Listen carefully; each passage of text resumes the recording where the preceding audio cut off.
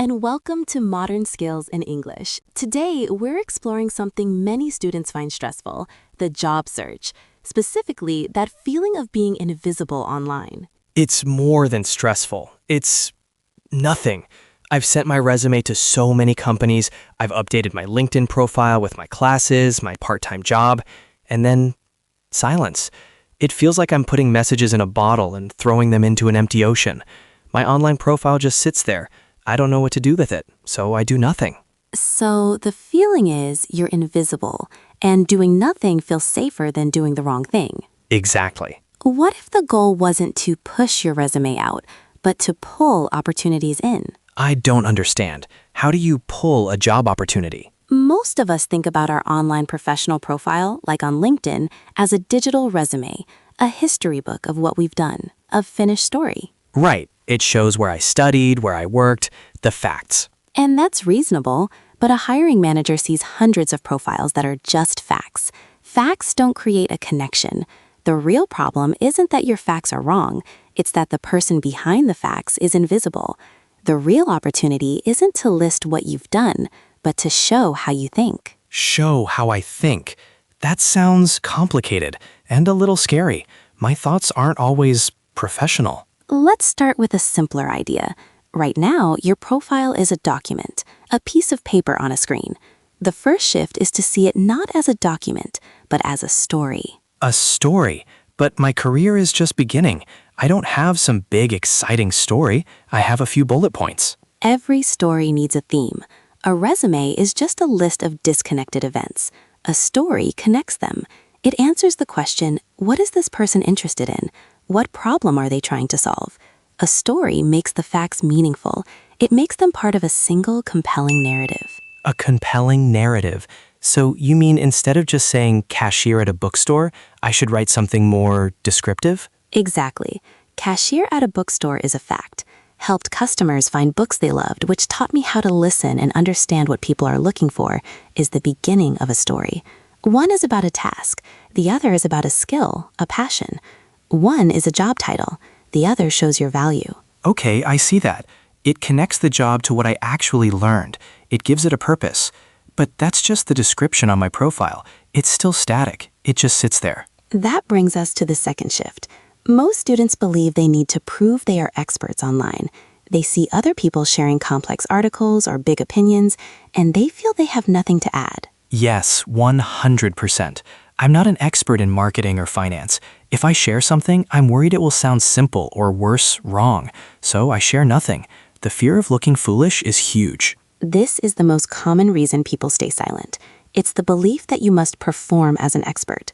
But that belief is a trap. It leads to paralysis. The reframe is this: don't prove, share. Share your learning journey, not your finished expertise. My learning journey? What does that even look like? It's much simpler than you think.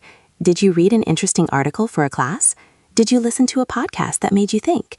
You don't have to be the author. You can be the curator, the person who finds and shares interesting things.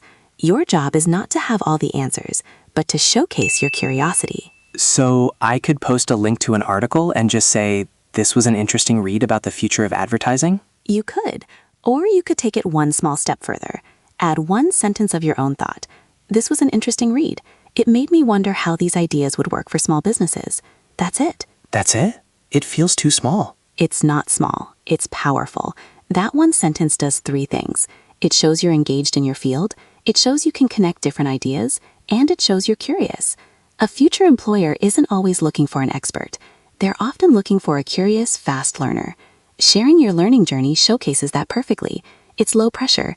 You're not claiming to be the expert. You're showing you're the kind of person who wants to become one. Okay, that feels more possible. It's less about having the perfect opinion and more about just showing my interest.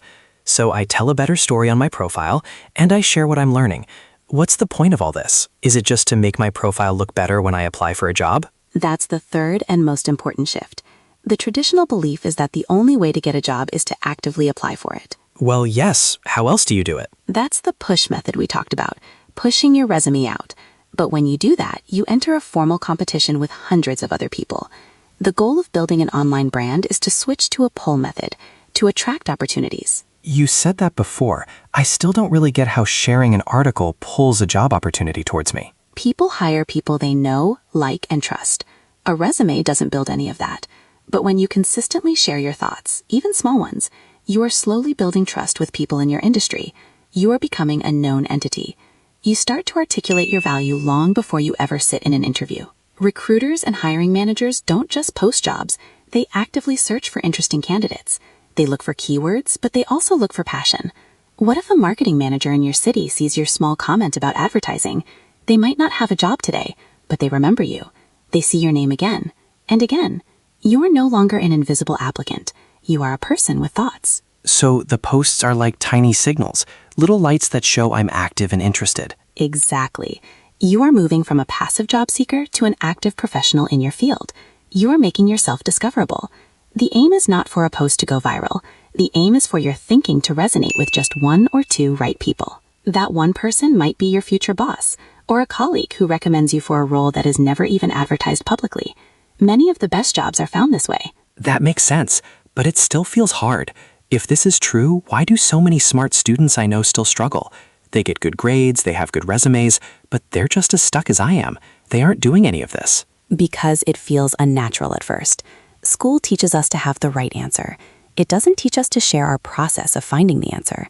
It rewards the finished product, not the messy journey of learning. So we wait until we feel like an expert. For most of us, that day never comes. So it's a mindset thing.